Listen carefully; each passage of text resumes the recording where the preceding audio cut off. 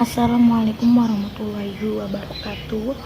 Alhamdulillahirabbil alamin wa bihi nasta'in wa ala umuri dunya waddin. Wassalatu wassalamu ala asyrafil anbiya wal mursalin wa ala alihi wa ashabihi ajma'in, amma ba'du. Yang terhormat Pak dosen yang kami cintai dan seluruh teman-teman yang insyaallah dirahmati oleh Allah Subhanahu wa taala. Amin amin ya rabbal alamin. Di sini kami dari kelompok mempresentasikan hasil diskusi kami yang berjudul perkembangan pada tahap bayi. Nah, adapun anggotanya dari kelompok kami, saya sendiri Anjeli Rahayu NIM 2119006, dan adapun rekan-rekan saya diantaranya ada Nurfina Sholawati, Khairul Razikin, Muhammad Rezik, dan Mufrodah. Sebelumnya kita meminta waktunya sebentar ya untuk mempresentasikannya. Ya, saya pemateri pertama ingin mempresentasikan yaitu tentang pengertian perkembangan anak dan ciri-ciri pada bayi.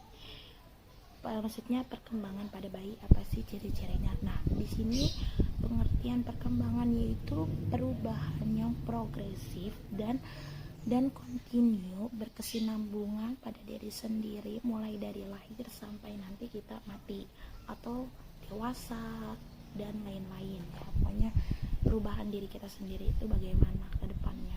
Nah, ada pun ciri-ciri perkembangan pada bayi itu yang pertama itu terjadinya perubahan dalam aspek fisik.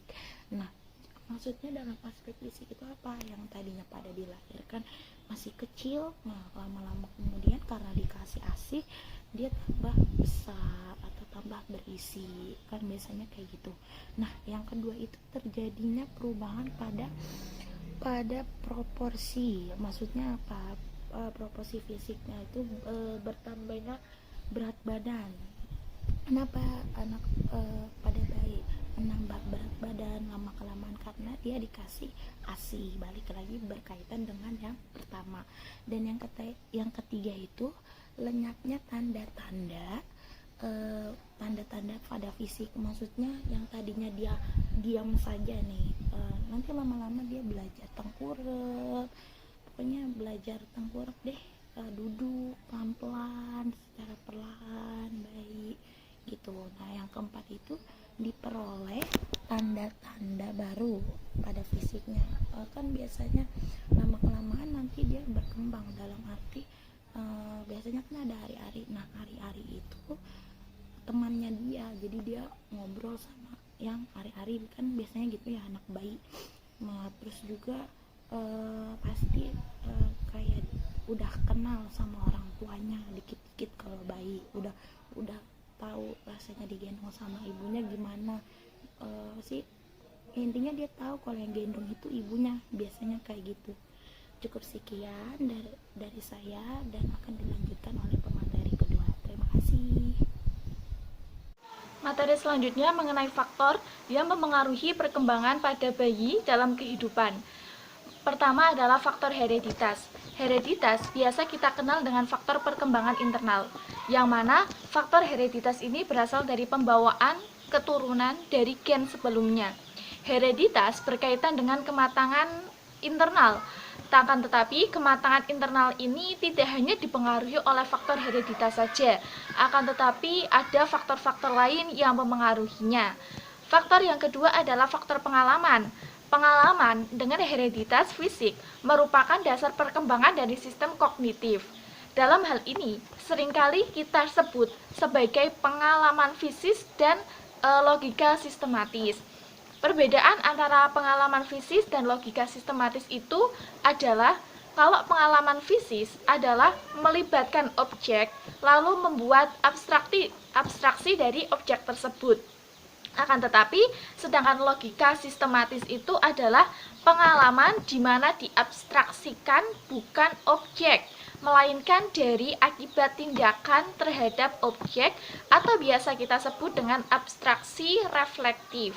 Nah, faktor yang ketiga adalah transmisi sosial. Transmisi sosial kegunaannya untuk mempresentasikan pengaruh budaya terhadap pola berpikir anak. Nah, contoh-contoh dari transmisi sosial itu adalah penjelasan dari orang tua, penjelasan dari guru, kemudian informasi dari buku, kemudian melatih, meniru, dan lain sebagainya. Kebudayaan adalah alat-alat yang penting bagi perkembangan kognitif, seperti dalam berhitung dan membaca. Nah, kemudian seseorang itu bisa menerima suatu informasi karena adanya transmisi sosial. Transmisi sosial itu adalah pertukaran segala sesuatu yang terjadi dalam kehidupan sosialnya. Nah, kemudian faktor yang keempat mengenai adalah ekuilibrasi. Ekuilibrasi merupakan suatu keadaan penyatuan, penyelarasan antara ketiga faktor itu, yaitu faktor hereditas, pengalaman, dan transmisi sosial. Nah, ekuilibrasi terjadi mempunyai alasan. Alasannya mengapa? Alasannya untuk memperkuat adanya bahwa secara aktif anak itu bisa berinteraksi, bisa bersosialisasi ke luar lingkungan. Jadi harus adanya faktor ekuilibrasi. Nah, itu adalah 4 faktor yang mempengaruhi perkembangan bayi pada kehidupan. Terima kasih. Selanjutnya akan dilanjut oleh teman saya. Tugas tahap perkembangan bayi itu sendiri ada 4. Yang pertama adalah tahap sensoris motor. Tahap sensoris motor ini biasanya pada bayi baru lahir sampai bayi berusia 2 tahun. Pada tahap ini juga ada 6 periode. Namun tidak akan saya jelaskan di sini, nanti kurang lebihnya kalau yang belum paham bisa ditanyakan. Selanjutnya itu tahap yang kedua, praoperasional, saat bayi berumur 2-7 tahun. Di sini bayi mulai mempresentasikan dunianya dengan bayangan, dengan gambar, atau bahkan dengan kata-kata. Jadi seperti itu. Terus yang ketiga adalah tahap operasional konkret, yaitu saat anak berusia 7-11 tahun. Pada tahap anak ini, anak mulai memahami dengan baik tentang hubungan praoperasional yang bersifat spasial, kategorisasi, dan juga konversi. Selanjutnya yang ketiga adalah tahap operasional formal. Di sini biasanya anak berusia 11 tahun sampai dewasa. Nah, di sini itu anak sudah memiliki kemampuan abstrak. Jadi anak itu sudah mampu memahami bentuk argumen, dan argumen tersebut itu sudah tidak membingungkan dirinya sendiri. Contoh, seorang anak sedang naik mobil, tiba-tiba mobilnya itu mogok. Lalu dia akan langsung berasumsi atau berargumen bahwa mobil mogok itu sebabnya ada banyak. Mungkin bensinnya habis, atau businya rusak, atau lain-lainnya. Karena kalau anak-anak yang di tahap sebelumnya itu belum bisa menalarkan hal-hal tersebut. Pada umumnya perkembangan pada manusia dipengaruhi oleh 4 faktor, yaitu faktor hereditas, lingkungan, transmisi sosial, maupun ekuilibrasi. Tentunya faktor ini juga berkaitan dengan faktor perkembangan pada bayi, di mana isu perkembangan yang paling penting dalam studi perkembangan anak juga meliputi faktor perkembangan bawaan, pembawaan pengaruh lingkungan, kontinuitas, serta pengalaman awal dan pengalaman lanjutan. Beberapa mengatakan bahwa faktor yang paling berpengaruh pada fase ini yaitu faktor bawaan dan pengaruh lingkungan.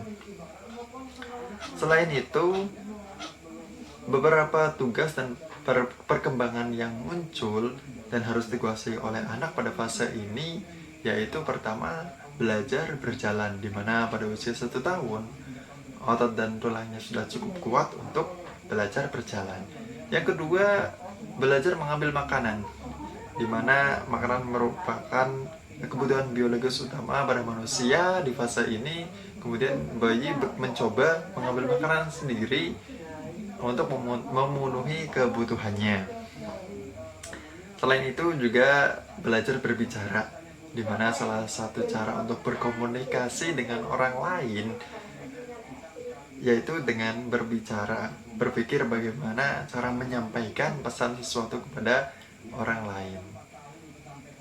Selain itu juga belajar mengontrol cara buang air, belajar mengetahui jenis kelamin, menguasai stabilitas jasmania, memiliki konsep dan fisik maupun walaupun masih sederhana, belajar hubungan sosial baik dengan orang tua, karena nantinya juga anak-anak harus bersikap baik, dituntut untuk memiliki sifat sopan santun terhadap semua orang. Kemudian selain itu juga belajar membedakan mana yang baik dan tidak, yang diharapkan nantinya juga bisa mengembangkan hati nuraninya. Bahaya perkembangan bayi di sini memiliki dua macam, yakni bahaya fisiologis dan bahaya psikologis. Bahaya fisiologis, beberapa bahaya yang umum dalam membentuk kebiasaan fisiologis diantaranya yang pertama, kebiasaan makan. Contoh, dalam si bayi menghisap ibu jarinya, akibatnya mengalami kesulitan tidur dan gelisah daripada yang lebih singkat. Yang kedua, kebiasaan tidur. Di saat si bayi itu tertidur, kemudian mendengar suara gemuruh atau kegaduhan, sumpek, sehingga terbangun, mengakibatkan si bayi itu sulit tidur atau menolak tidur, itu dapat menyebabkan bahaya fisiologis. Yang ketiga, yakni kebiasaan pembuangan. Kebiasaan ini tidak dapat dibentuk sebelum saraf dan otot-otot berkembang dengan baik, yakni si bayinya tersebut. Yang selanjutnya, poin kedua, bahaya psikologis yang disebabkan sebagai berikut. Yang pertama, bahaya berbicara. Bahaya berbicara ini contohnya keterlambatan yang disebabkan kurangnya masukan atau rangsangan oleh bayi tersebut. Kemudian yang kedua, bahaya emosi, disebabkan karena kurangnya kasih sayang terhadap si bayi dan tekanan terhadap si bayi. Lanjut, yang ketiga, bahaya sosial. Bahaya sosial ini disebabkan karena kurangnya kesempatan bersosial, menyebabkan bayi tersebut malu terhadap orang sekitar atau orang asing. Baik, terima kasih dari kami. Kurang lebihnya mohon maaf. Wassalamualaikum warahmatullahi wabarakatuh.